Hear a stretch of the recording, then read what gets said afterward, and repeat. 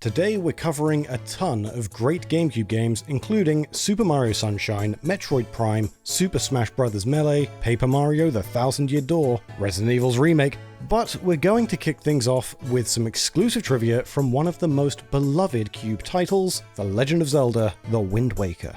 To give Wind Waker a more unique identity in the Zelda series, the developers specifically avoided using Europe as a source of inspiration. Nintendo had already used medieval Europe as inspiration for Ocarina of Time, and by extension for Majora's Mask 2. And they didn't want to seek inspiration from Europe yet again. That was something we were conscious of while making the game. Fantasy usually means Western imagery, which I think is a shame. We were thinking about what it meant to be fantasy in a broader sense, and how there are many legends not just in the West, but in many places around the world. So we aimed for a world where swords and shields don't just equal the West. This statement was made by Nintendo character designer Yoshiki Haruhana in Nintendo Dream issue 82, which we translated into English for the first time. In this issue, Haruhana, along with director Eiji Aonuma, artist Satoru Takezawa, and writer Mitsuhiro Takano, reveal some interesting secrets about Wind Waker's development. Many of you are probably aware that Nintendo often starts development on new Zelda games by first creating Link and then a Moblin. And we've mentioned before that Wind Waker's development started out with models of Link and a Moblin to test out character movement and combat. But this isn't entirely true.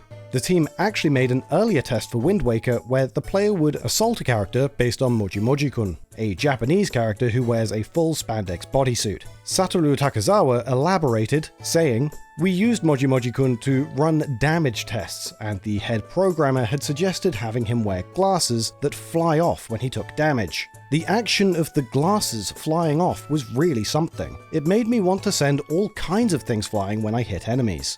Having his glasses fly off was just a test for more visually dynamic attacks, but the experiment carried over to the Moblin test, and when the Moblin's weapon flung away, the devs thought, we want to pick that up. And this is where the idea of Link using enemy weapons came from. We have some more exclusive trivia later in the video, so stick around for that. But for now, how about some trivia for the best-selling GameCube game ever, Super Smash Bros. Melee. Melee built upon its N64 predecessor by cramming in more of everything. More stages, fighters, and generally, more Nintendo. One of the most beloved parts of this GameCube hit was collecting trophies by completing tasks, which all came with a bit of trivia to boot. Plum, a golfer from the N64 edition of Mario Golf, appears in Melee as one of these trophies, and while the supplemental text is of some interest, the most fascinating part of this trophy is incredibly hard to see.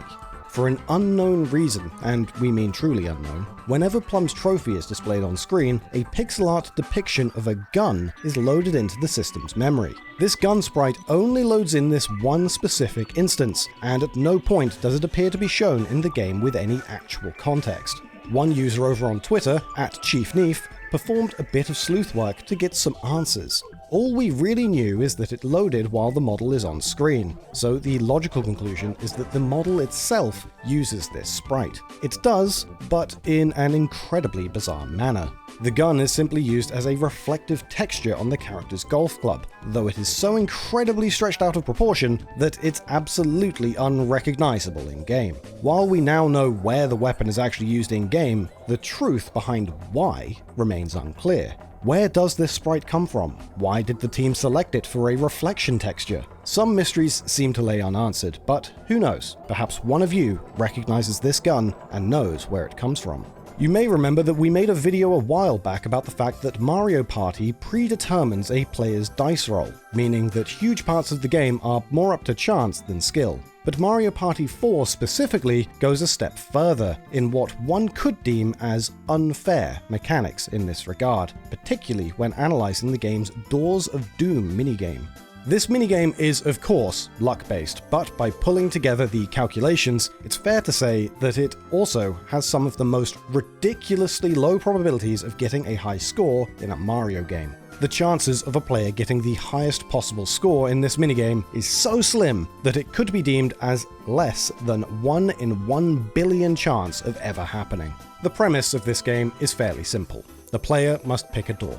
If their guess is correct, they advance into the next room, which is identical to the previous one, while also earning themselves a point. if they guess incorrectly, their path will be blocked by Bowser, and the minigame will end. The aim of the game is to get the highest score. With the statistical analysis of these two options, picking the right or wrong door, we can determine that there is a 50% chance of getting 1 point. Moving into the second room, there is a similar 50% chance of being correct, meaning that there is overall a 25% chance of earning 2 points. This will repeat indefinitely, with the highest score to ever be legitimately recorded in the game being 15 points. But this is not the theoretical cap on a player's score.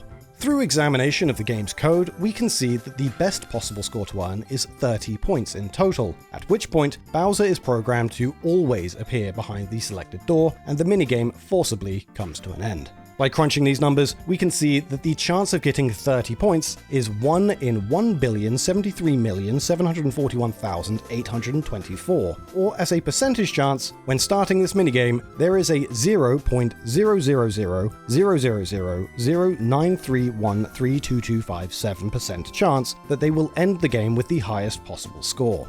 Now, I personally would not hedge any bets on those statistics.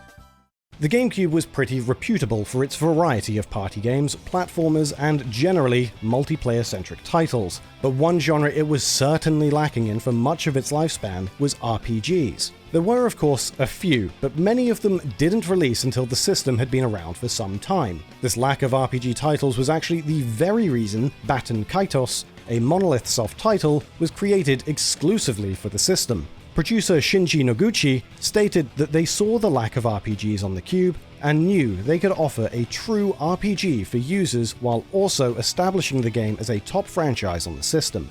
In some ways, Baten Kaitos may not have become a top franchise, but it certainly gained cult status amongst RPG enthusiasts, enough to warrant a prequel. This prequel has a large volume of regional differences, despite the fact it was released in one less region than most games and never came to Europe at all. Changes between the US and Japanese versions are evident right off the bat. The game's English name, Baten Kaitos Origins, makes it fairly clear that the game's a prequel, but the Japanese release was called Baten Kaitos 2: Wings of the Beginning and the Heir of the Gods. A very brisk title there.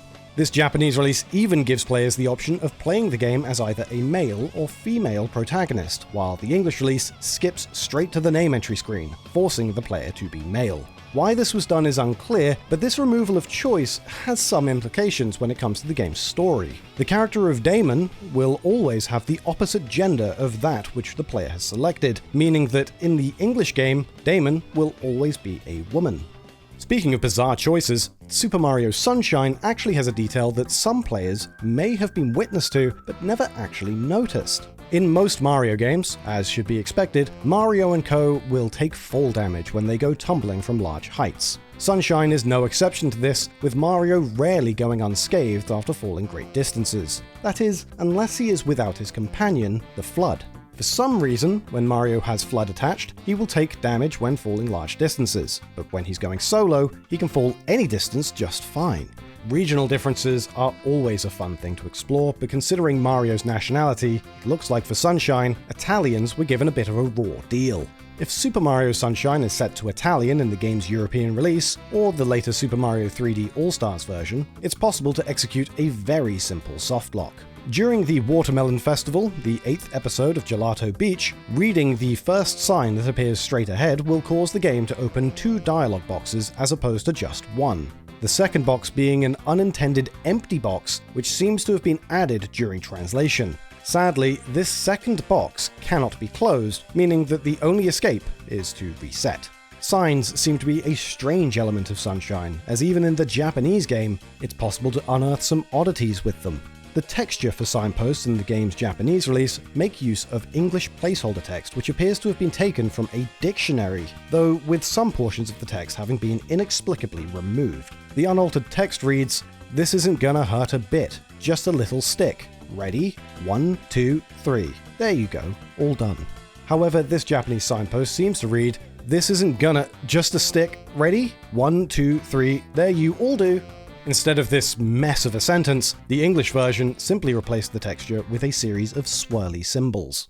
Metroid Prime has similar oddities. As it was developed by the US-based Retro Studios, the game had to be translated from English into Japanese. if the player is able to scan the projectiles that are fired by Omega pirates, a task that isn't as easy as it might seem, the description will be made up of placeholder text which reads, "This is an elite space pirate," for the first page, while the second page reads, "Elite Space Pirate Description 3.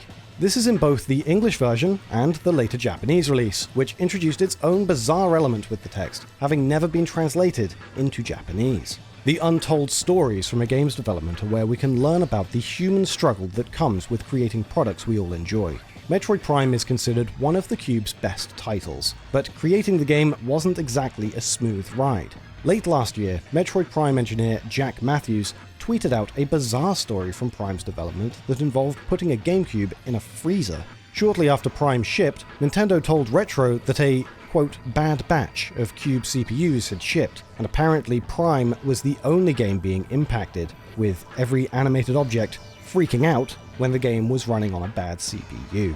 To find out what was happening, Retro needed to slow down some code because it was running too fast for the botched CPUs to handle. But Nintendo could only supply them with one dev kit with this bad CPU. Retro couldn't detect the CPU, and if they slowed it down too much, the game's frame rate would tank. If they didn't slow it down enough, it would glitch. To properly observe the problem, the kit had to be freezer cold. So they literally put the kit in a freezer. Then they'd run the game for 15 minutes until it warmed up, then start all over.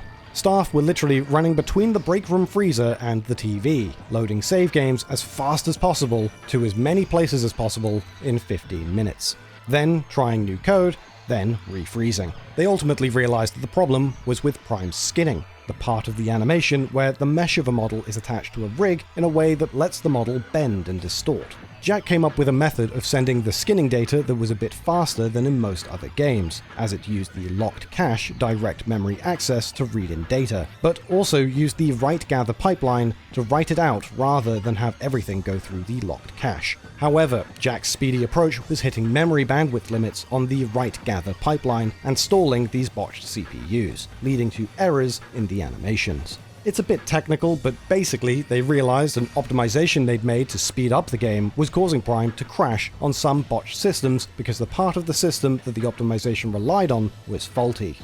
That's game development for you.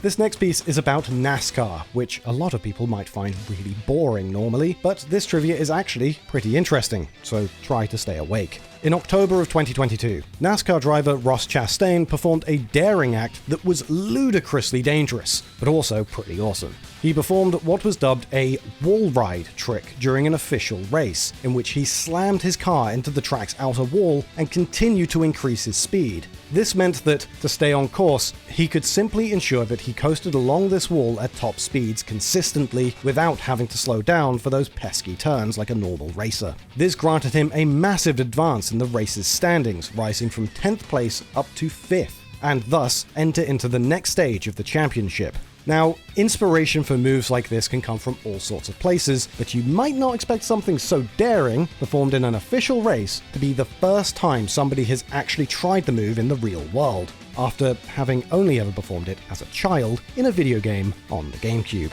Chastain explained that he thought of the move because he played a lot of NASCAR 2005 on the GameCube and often performed the move, but with that said, he wasn't sure if the trick would work in real life.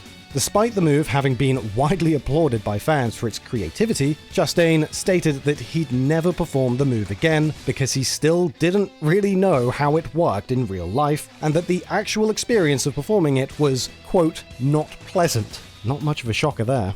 On January 31st, 2023, NASCAR officially announced that the move wouldn't be tolerated on the track due to safety concerns, citing Rule 10526A, which addresses safety issues on a case-by-case basis. Speaking of safety, Nintendo sure seems to have an odd sense of what is and is not safe. Paper Mario: The Thousand-Year Door contains a decent chunk of unused data within its files, but one early graphic can be unearthed which shows what looks like a placeholder for the rock thrown by audience members. It appears that initially this rock would have actually been a brick, with the suggestion being that it was changed due to a brick being a more realistic object than the cartoony rock seen in the final game.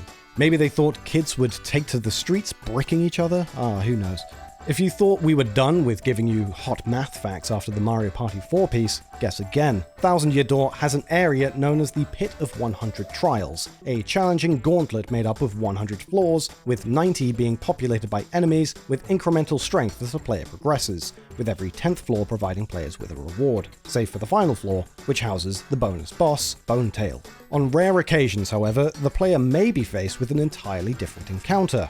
Instead of an enemy, there is a chance the game will spawn in a mover instead. Movers are characters which allow the player to skip either 2 floors at the cost of 10 coins, or 5 floors at the cost of 30 coins. The chances of these characters appearing is 51 out of 1001, or marginally just over 5%, with the exception of floors 96 through to 100 where they simply cannot appear. Movers make use of a random number generator to determine when they'll spawn in, which is dependent on the player's controller inputs.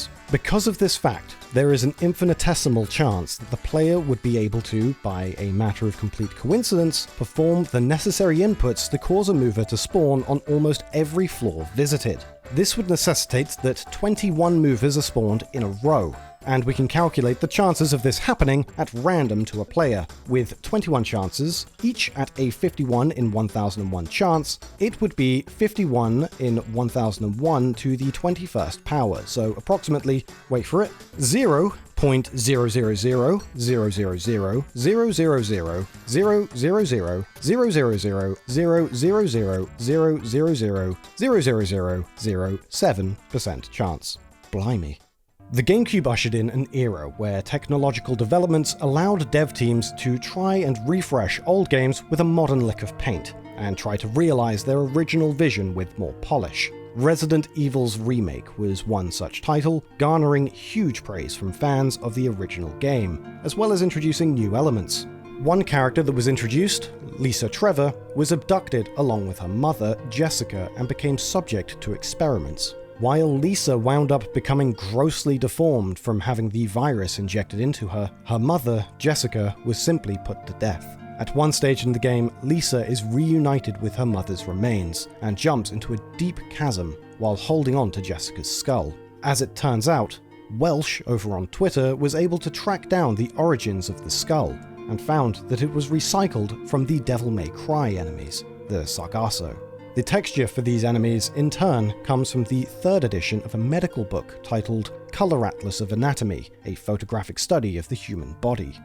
Apparently, there were a lot of clashes behind the scenes during the remake's development between art director Naoki Katakai and producer Shinji Mikami. Katakai wanted to make all the pre-rendered backgrounds beautiful, while Mikami wanted to focus on making things elicit fear. And it seems we can see some of this beauty peeking through into the final game. The mansion's ceiling in the entrance hall in the remake is now frescoed, with the decoration being lifted from the ceiling of the real-world church of St. Ignatius in Rome.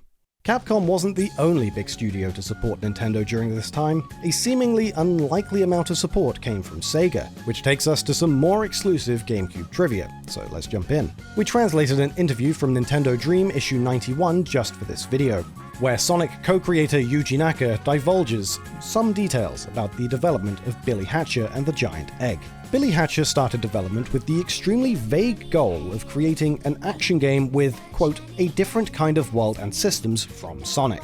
And this is why Billy Hatcher ultimately became more puzzle-based. But more interesting than this, Naka explains that the GameCube exclusive began its life as a 4-way competitive title, where players just sort of rolled things around competitively. The development team thought this concept was interesting, and had the unusual thought that there's quite a few competitive actions you can perform while rolling around a giant egg.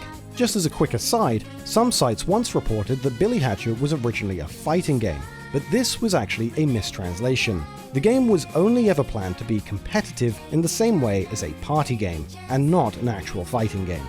Yuji Naka leaves Nintendo Dream's readers with one last interesting tidbit, saying, handling this graphical processing is only possible on the GameCube. Other devices can't do it. Same with how the water is expressed. And while we're talking about Sega's exclusive offerings on the Cube, let's take a look at a game that has a surprising amount of interesting tidbits. In Super Monkey Ball's Storm World, which contains expert stages 41 through 50, there's a fairly obscure Easter egg hanging out in plain sight. The statues in the background of this world are actually enemies from Slash Out, a Sega arcade game released in the year 2000 that was the third installment to the Spike Out series. Yeah, we won't blame you if you haven't heard of it. Slash Out's chief designer was Daisuke Sato, who just so happened to be one of the stage designers on Super Monkey Ball. As far as we can tell, all of these enemy statues use the actual models from Slash Out, only with a stone filter over the original textures.